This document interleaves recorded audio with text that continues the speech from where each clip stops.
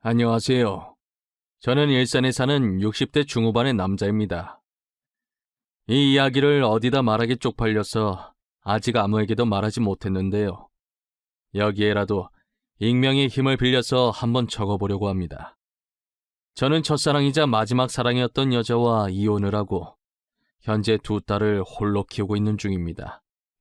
딸들을 볼 때면 그날의 기억이 다시금 떠올라 가끔 화가 날 때도 있지만 그렇다고 이 아이들이 무슨 죄가 있나 싶어서 미안하기도 합니다.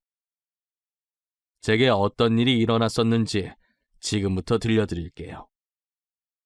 저는 아내와 부부금슬도 좋고 모두가 부러워할 만큼 행복한 나날들만 보내고 있었어요.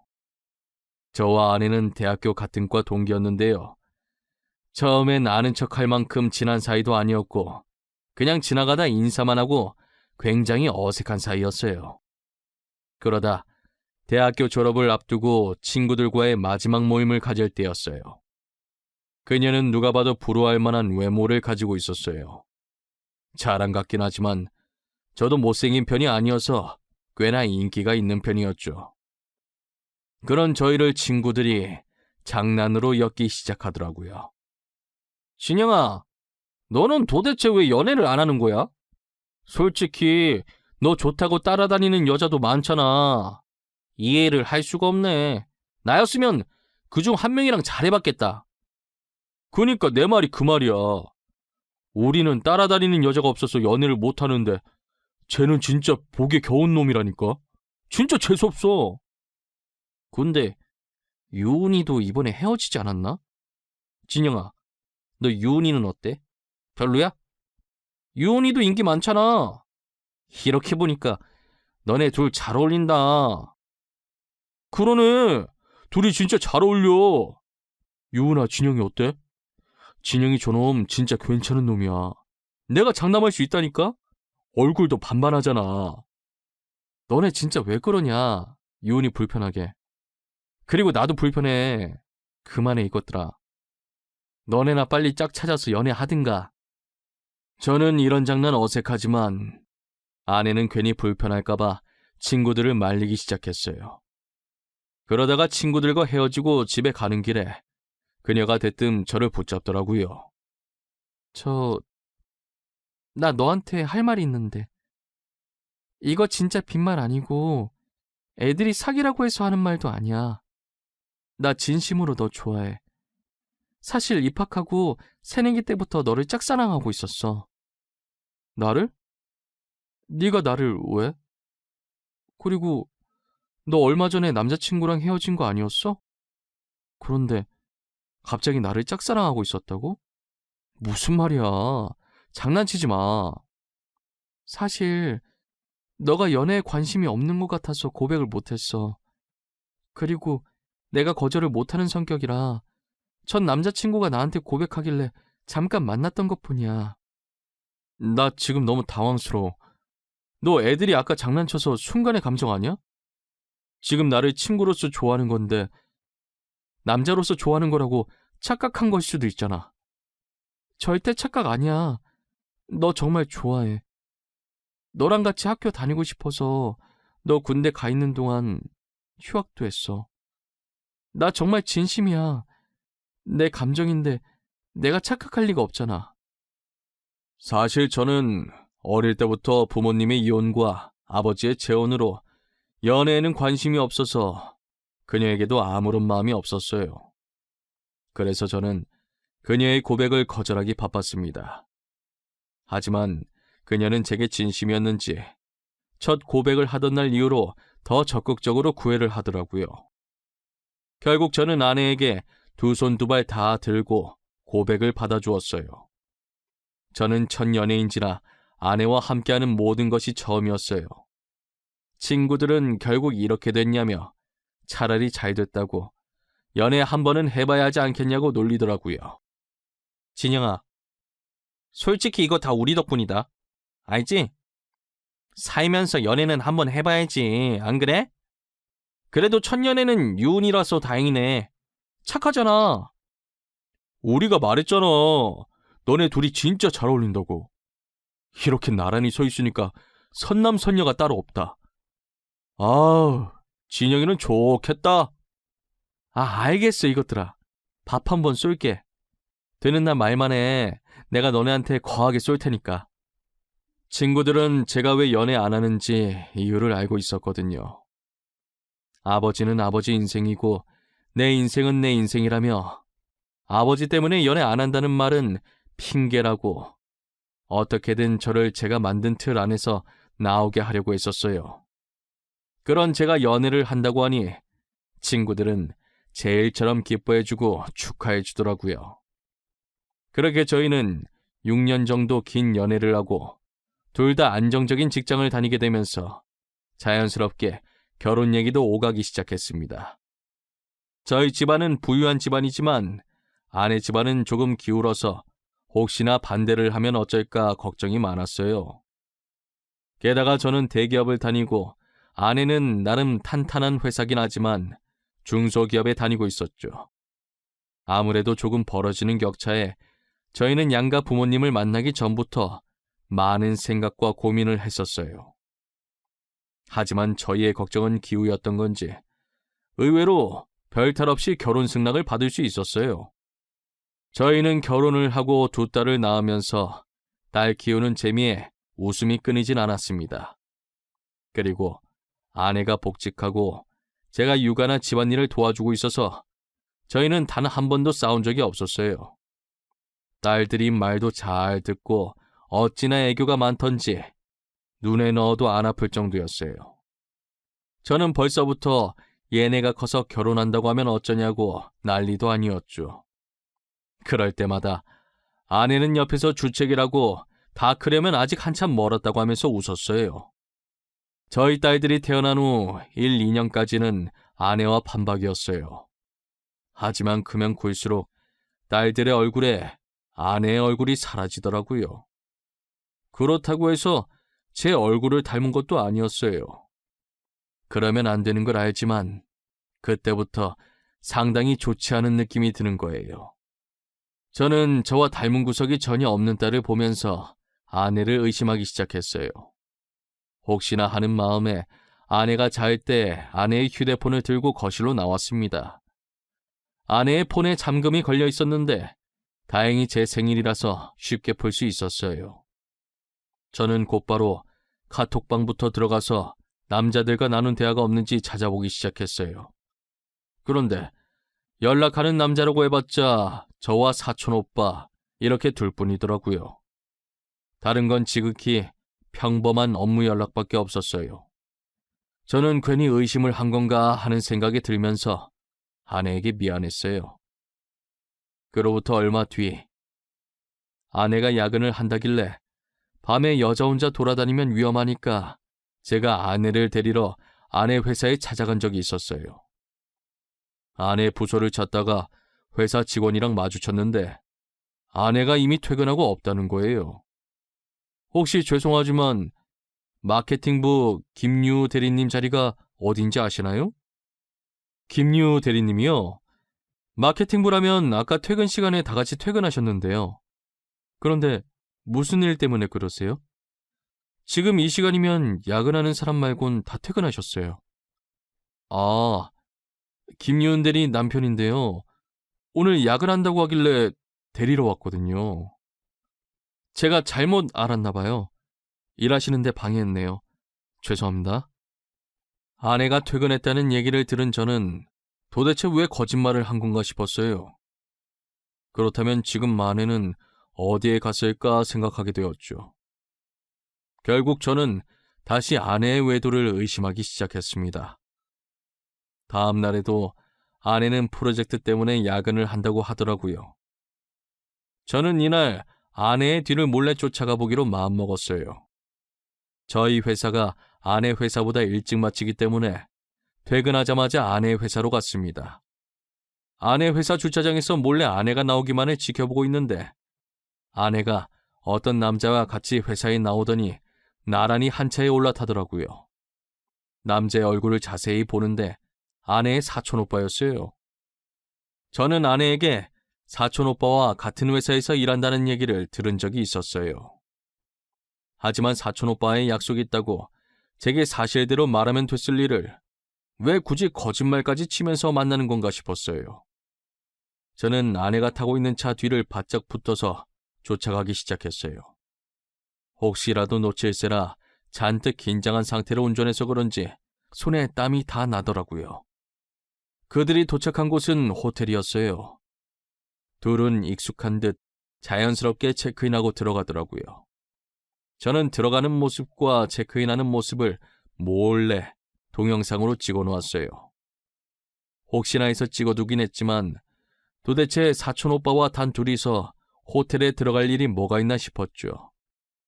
일단 외간 남자는 보이지 않는 것 같아서 혼자 집으로 돌아왔습니다. 아내는 늦은 밤이 되어서야 집에 들어왔어요. 분명 아내는 제게 먼저 자고 있으라고 문자를 보냈었는데 제가 안 자고 거실에 앉아 있으니 문 열고 들어오는 순간 까무라치게 놀라더라고요. 뭐야 당신, 왜 이렇게 놀라는 거야? 귀신이라도 본 사람 마냥. 뭐 죄 지은 거라도 있나 봐? 죄는 무슨, 아무것도 아니야. 근데 당신 왜 안 자고 있었어? 내가 먼저 자라고 문자 보내놨잖아. 내일 출근 안 해? 일찍 일어나야 하는 거 아니야? 그러는 당신은 왜 이제 와? 나한테는 야근한다고 하더니 사촌 오빠랑 약속 있었던 거 왜 말 안 했어? 당신이 그걸 어떻게 알았어? 내가 사촌 오빠랑 약속 있었던 거 어떻게 알았냐고. 혹시 내 뒷조사하고 다녔어? 왜 이렇게 흥분을 해? 그냥 오늘 나도 늦게 맞춰서 같이 가려고 데리러 갔는데 직원이 당신 사촌 오빠랑 같이 퇴근했다고 하길래 말한 거야. 아, 그랬어? 연락하고 오지 그랬어. 오늘 일이 생각보다 빨리 끝나더라고. 그래서 사촌 오빠랑 같이 저녁 먹고 들어왔어. 이야기 좀 나누다 보니까 늦어버렸네. 아내는 당황해하더니 나름 자기 딴의 변명을 늘어놓더라고요. 저는 끝까지 거짓말을 하길래 뭔가 있다고 생각하고 증거를 모아야겠다는 생각이 들었어요. 그날도 어김없이 아내가 자는 틈을 타 아내의 휴대폰을 몰래 봤어요. 그런데 아내의 카톡에 있던 사촌 오빠와의 대화는 평범하더라고요. 일상적인 상사 뒷담과 나중에 점심시간에 뭐 먹을 건지 이런 내용밖에 없더라고요. 혹시나 해서 전화 기록을 봤는데 카톡보다는 주로 전화를 자주 하는 것 같았어요. 저는 카톡은 포기하고 둘이 직접적으로 만나는 증거들을 모아야겠다고 생각했어요. 아내가 야근이 있다고 하는 날이면 저는 퇴근을 하고 바로 아내의 회사로 달려갔어요. 아내는 퇴근 시간에 맞춰서 사촌 오빠와 함께 회사를 나오더라고요. 저는 또다시 야근한다고 거짓말한 아내에게 화가 났어요. 회사로 나온 이들은 그때 둘이서 갔던 그 호텔로 들어가더라고요. 이 모든 것은 제가 영상으로 다 담아놨고요. 저는 로비에서 그들이 나올 때까지 기다렸습니다. 3시간 정도 흘렀을까?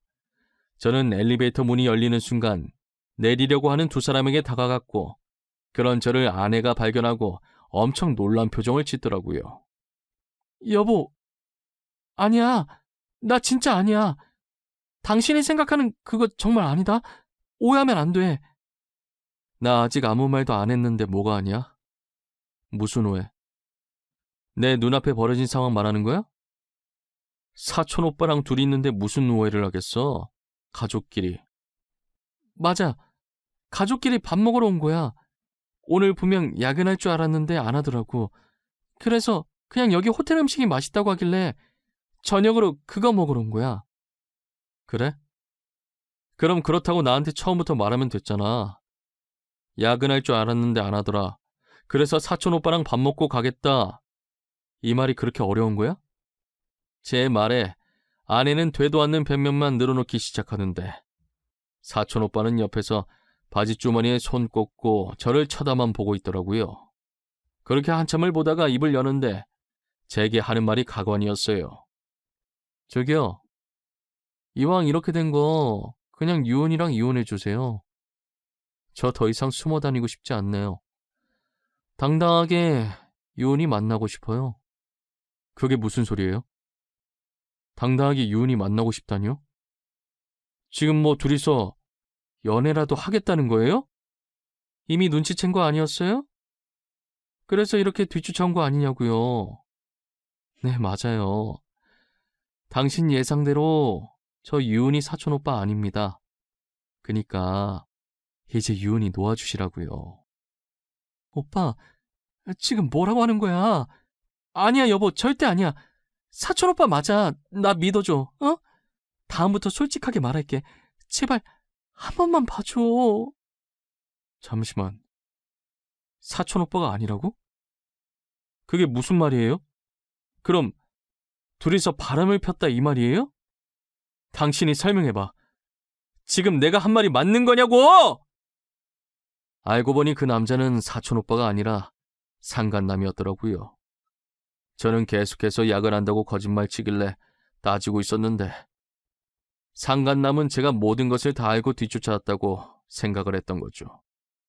그래서 사실은 사촌 오빠가 아니라 상간남이라고 밝힌 것이고요. 사실 둘 사이를 의심을 하긴 했지만 직접 들으니 너무 충격적이더라고요. 저는 그 자리에서 아내에게 이혼하겠다고 선포했습니다. 아내는 절대 이혼할 수 없다며 한 번만 봐달라고 하더라고요. 제가 절대 봐줄 생각이 없다고 했더니 그럼 아이들은 자기가 데리고 가겠다고 했어요.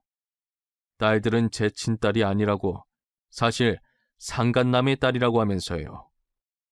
아내는 제가 부유한 집안의 자식이라는 걸 알고 일부러 접근한 것이었어요. 그래서 제 호적에 있는 딸들을 데리고 가서 양육비라도 받을 작정이었던 거죠. 하지만 저는 제 친딸이 아니라고 해도 제가 사랑으로 키운 자식들이니 친딸이나 마찬가지라고 절대 줄 수 없다고 했습니다. 저는 그동안 모아둔 증거들과 호텔에서 삼자대면 하고 있을 때 몰래 녹음했던 것들로 이혼 소송과 상간남 소송을 손쉽게 해결할 수 있었습니다. 당연히 딸들의 양육권도 제가 가지고 올 수 있게 된 거죠.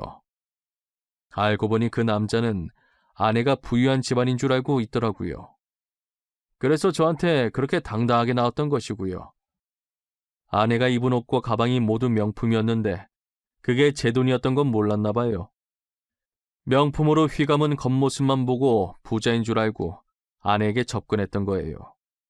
쥐뿔도 없는 아내와 상간남은 제게 위자료로 전 재산을 주고 나락으로 떨어지게 되었습니다. 제가 익명으로 그들이 다니고 있는 회사 커뮤니티에 글을 올리고 회사 팩스로 증거 사진들을 보내니 소문이 퍼져서 다니던 직장에서도 잘리게 되었어요. 이력서를 아무리 넣어도 인사고과가 좋지 않아서 뽑아주는 회사가 없었다고 하더라고요. 이건 본인들 무덤을 본인들이 직접 한 것이라고 생각합니다. 저는 그런 그들에게 아이들 양육비는 받을 생각은 하지도 않았어요. 오히려 온전히 제 힘으로 아이들을 키울 수 있어서 좋았어요. 그래야 제 자식이라고 떳떳하게 말할 수 있을 것 같았거든요. 딸들은 홀아버지 밑에서 반항도 한 번 안 하고 사춘기 없이 잘 자라줬어요. 큰딸은 의사가 되었고 막내딸은 공부를 더 하고 싶다고 해서 현재 유학을 갔어요. 최근 전 아내가 딸들이 너무 보고 싶다고 제게 연락을 했더라고요. 그래도 친엄마라고 딸들에 대한 모성애는 있었나 봅니다. 저는 연을 끊게 할 자격까지는 없으니 만나기는 해줘야겠다고 생각했어요. 둘째는 해외에 있어서 못 보고 큰딸은 엄마를 한번 만나보고 싶다고 하더라고요. 그래서 큰딸이라도 전 아내와 만나게 해줬습니다. 그런데 전 아내를 만나고 집에 돌아온 딸은 씩씩거리면서 화를 내기 시작하더라고요. 아빠, 나 다시는 엄마라는 사람 안 만날 거야. 그러니까 엄마 연락 오면 나한테 말하지 마. 나 찾으면 없다고 해. 나도 시은이랑 같이 유학 갔다고 해. 알겠지? 우리 딸이 왜 이렇게 화가 났을까? 엄마 만나서 무슨 일이 있었어? 아빠한테 말을 해야 할지. 왜 그러는데? 앞으로 엄마라고도 하지 마. 나 엄마 없어. 나 참 어이가 없어서 말도 안 나와. 아니 글쎄, 그 여자가 내 친아빠라는 사람을 같이 데리고 왔더라고. 니네 친아빠도 너네가 어떻게 컸는지 보고 싶었나 보네. 나도 같이 왔을 거라고는 생각을 못했는데. 친아빠? 나 아빠는 지금 내 앞에 있는 아빠 한 명밖에 없어. 누가 내 친아빠야? 나보고 그 남자 아프다고 내가 의사니까 딸이 친아빠 치료해주고 치료비 내줘야 하는 거 아니니? 그 사람들 진짜 미친 거 아니니? 얼굴에 철판을 몇 개를 깔아야 그런 말을 한다니. 진짜 염치도 없는 사람들이네. 다시는 만나지 마. 나도 핏줄이라서 만나게 해줬더니 이게 뭐하는 짓이야? 전 아내와 상간남은 자기들 친딸이 의사라는 거 알고 일부러 만나려고 했더라고요. 딸한테 해준 것도 없으면서 다 커서 의사가 되니 자기들 치료해주고 치료비까지 내라고 하다니 사람의 탈을 쓰고 어떻게 그럴 수 있나 싶었어요. 저는 전 아내에게 사람이 이렇게까지 뻔뻔할 수 있냐면서 다시는 연락하지 말고 애들 앞에 나타날 생각도 하지 말라고 문자 남기고 차단했습니다. 전 아내와 상간남의 뻔뻔한 태도에 온몸에 소름이 돋을 지경이었어요. 아이에 대한 정도 없으면서 본인 이득만 취하려고 하다니요. 낳아줬다고 해서 다 부모는 아니잖아요. 그동안 딸들이 당당하게 멋진 아버지가 자신들을 홀로 이렇게 잘 키워주셨다고 말하고 다녔었지만 저는 그런 딸들을 보며 늘 미안했었어요. 하지만 더 이상 엄마 없이 키웠다고 자식들에게 미안해하지 않으려고요. 오히려 미안해하며 살아야 할 사람들은 전 아내와 상간남이라고 생각합니다. 여러분들은 옆에 있는 사람들과 꼭 행복하시길 바랄게요. 저는 비록 결혼에 실패했지만 다른 분들께서는 사랑하는 사람과 평생 함께 하셨으면 좋겠어요. 늘 건강하시고 이 시국도 조심하셨으면 좋겠습니다. 이때까지 저의 이야기를 들어주신 모든 분들께 감사합니다. 행복하세요.